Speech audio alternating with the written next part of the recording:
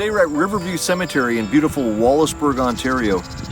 Cemetery with all the features you'd see in a larger cemetery. 25 acres, mausoleum, soldier field, Protestant, Catholic, all are welcome here. Beautiful spot.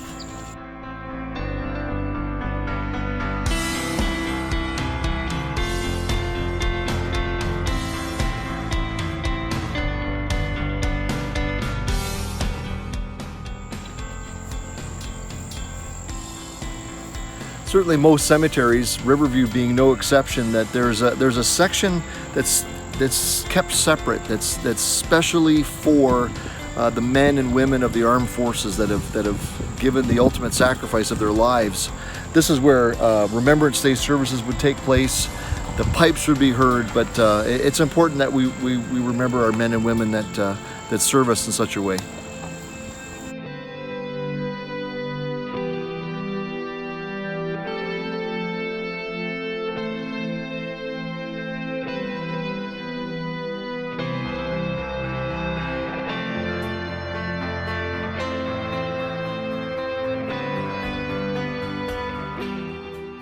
At the mausoleum at Riverview Cemetery in Wallaceburg, interesting history. 1929, the plans are struck.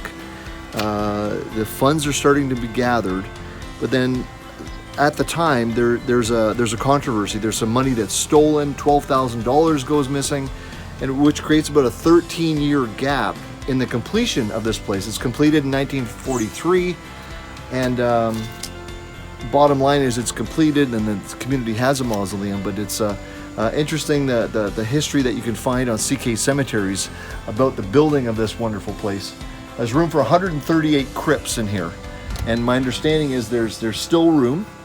Beautifully classic designed, almost like a fortress of the dead. It's beautiful.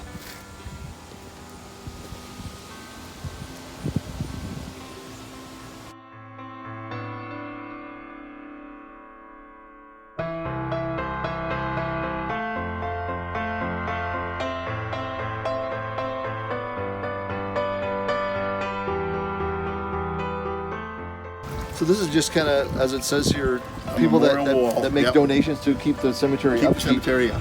They get their name on a wall. That makes sense. You know, you see it with almost like a public park you would kind of thing. Mm-hmm. So as far as equipment operator, that's opening graves, closing graves, but as far as like when people say, "Listen, Chris, my grandma's grave stone is all tipped. Can you fix that?" Is that something that you guys would do?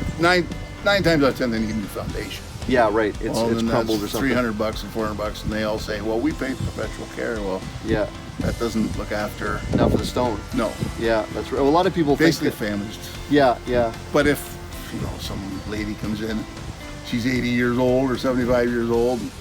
Here, I'll give you a muffin if you can do it. I don't need the muffin, but I enjoy it.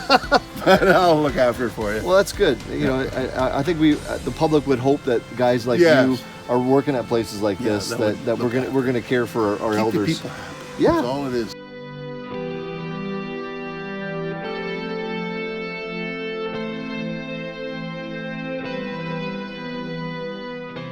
Notice that this is a place that's filled with like gorgeous, full mature trees. What about tree roots? Is that a problem? A lot of problems. Okay. So you gotta have a chainsaw. Chainsaw, really? Because you dig them holes by hand. Oh, okay. They're all by hand, so you run into a root, you got to cut it with a chainsaw. Yeah, right.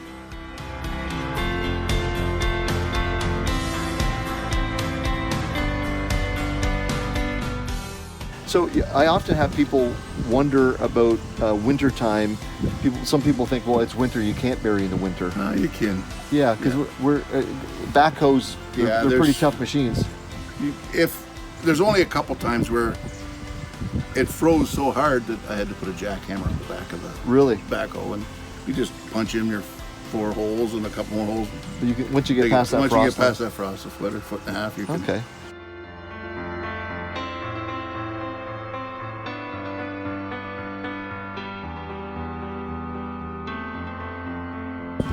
According to CK Cemeteries, which is such a great website full of information, this cemetery was originally designed for about 22,000 graves in mind.